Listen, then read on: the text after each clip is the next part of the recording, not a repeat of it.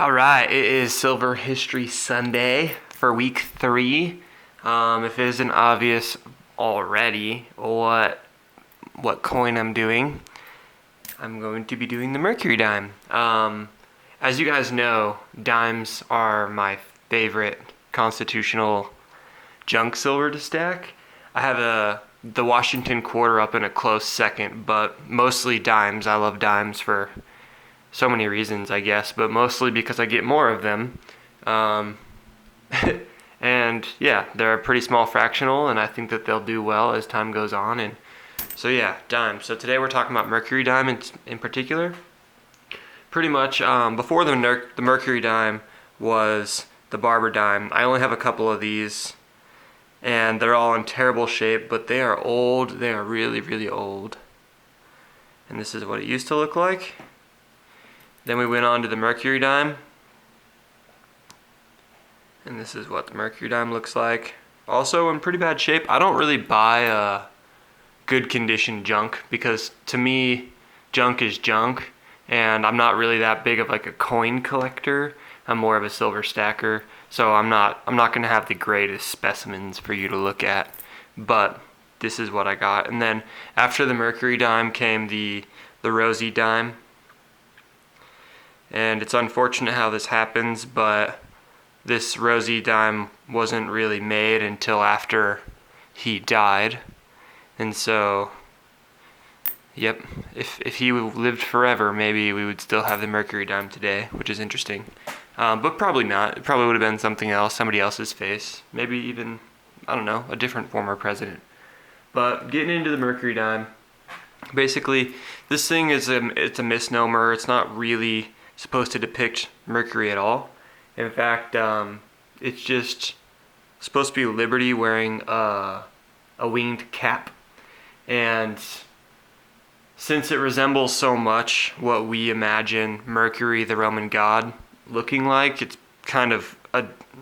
been coined, no pun intended, the name Mercury Dime. So that's what it's known by now, and I think it's rather fitting.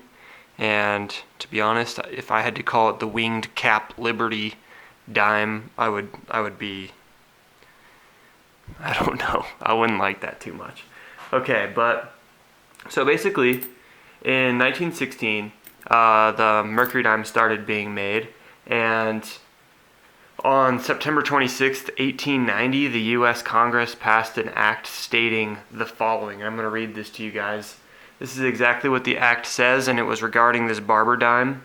But basically it says, the director of the mint shall have power, with the approval of the Secretary of Treasury, to cause new designs to be prepared and adopted, but no change in the design, die, or any coin shall be made oftener than once 25 years, and including the year of the first adoption of the design.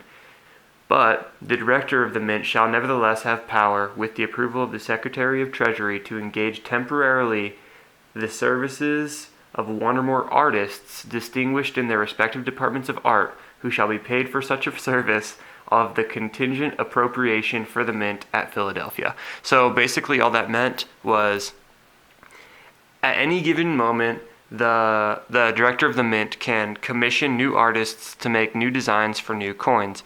However, none of those designs can be placed onto a new coin unless the previous iteration of that coin has existed for 25 years or more. And so I had mentioned something similar in the peace dollar.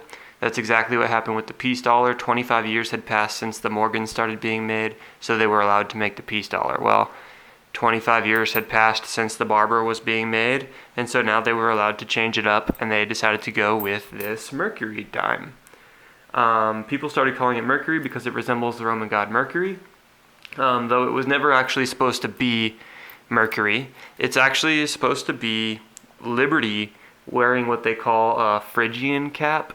And Phrygian, so the Phrygian cap really doesn't mean much either, but the Phrygian cap and the Pileus hat or the Pileus hat, were kind of confused because they both looked similar. Basically, it kind of like is what a garden gnome is wearing almost, but the Pileus hat was worn by slaves a long time ago after they were freed, pretty much. So the Pileus hat was a brimless felt cone-shaped hat that was worn upon their liberation, and the symbolism was then kind of transferred over to the Phrygian cap, which is what she's supposed to be wearing, a winged Phrygian cap. So I guess overall it's kind of just representing freedom and liberty and finding liberty and all of those kind of things.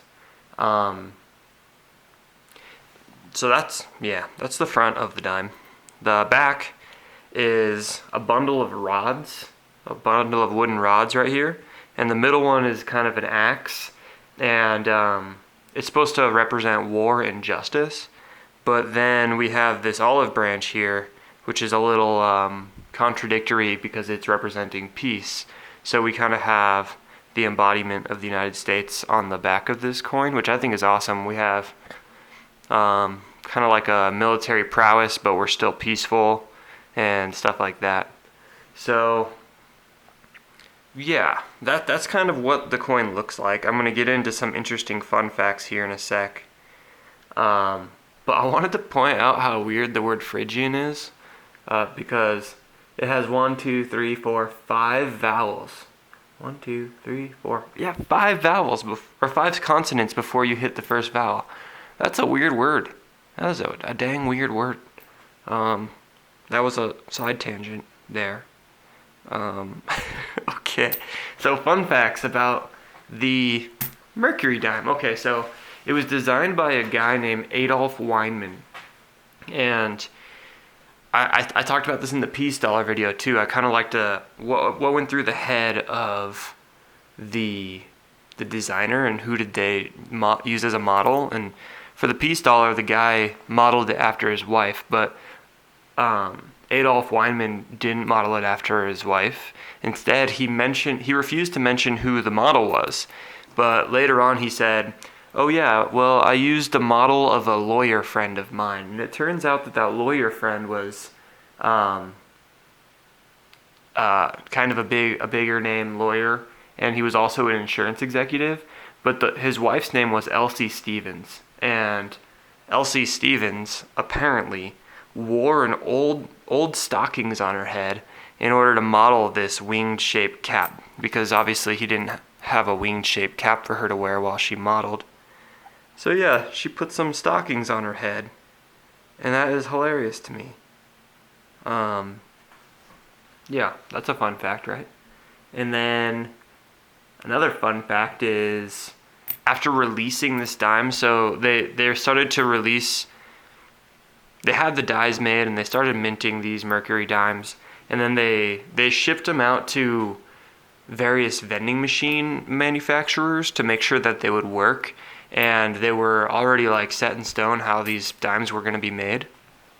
But AT&T sent them back and was like, "Hey, these don't work with our phone vending machines because they're too thick." That's what AT&T was saying.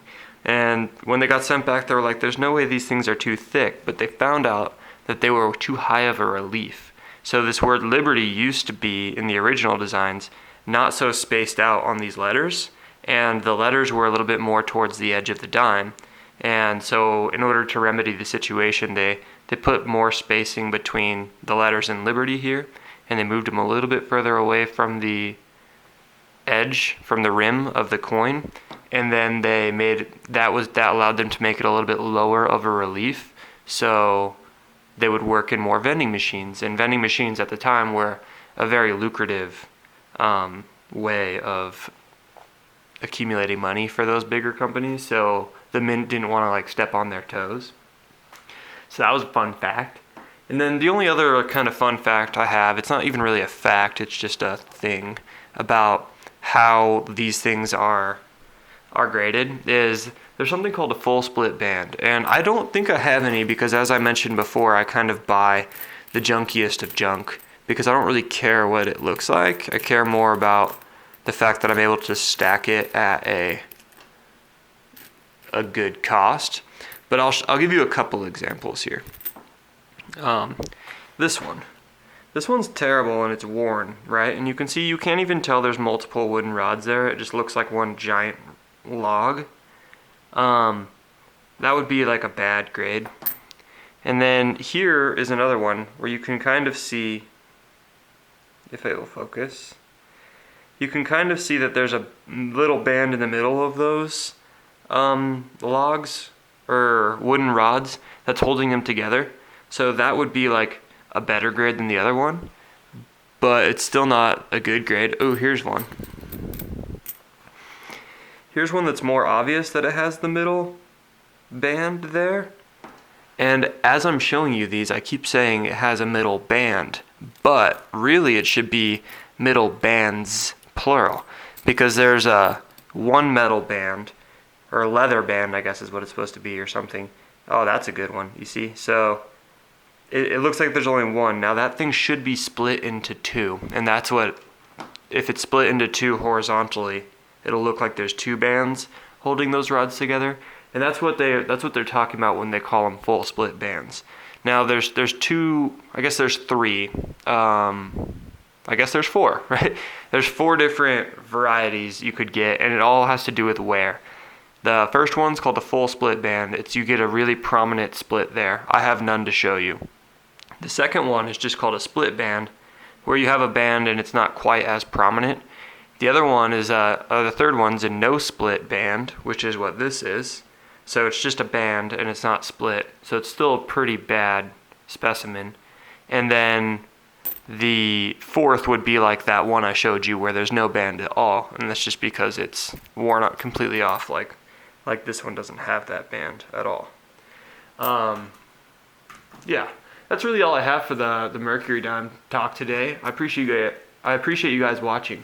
And for those of you that were wondering, back when they had the high relief versions that AT&T and people like that received in order to test their vending machines, every single one of those was melted back down in order to print the new lower relief models, except for one. And so there's one known specimen of a high relief Mercury Dime out there. And so I wonder what that thing's worth. I have no idea, but I'm sure it's worth a whole lot more than a dime. But yeah, interesting talk. I love the Mercury Dime. I hope you guys like the Mercury Dime. I hope you guys like the history of the Mercury Dime. And I will be doing another Silver History Sunday next week. And I'm not going to tell you what it is, but I have a pretty good idea of what one I'm going to do. And yeah, that's all I got. Thanks so much. Please like, comment, subscribe if you haven't. I will still be doing another sub giveaway at 375 subs. I don't know what I'm giving away yet, but it'll be fun. And yeah, thanks for watching, guys.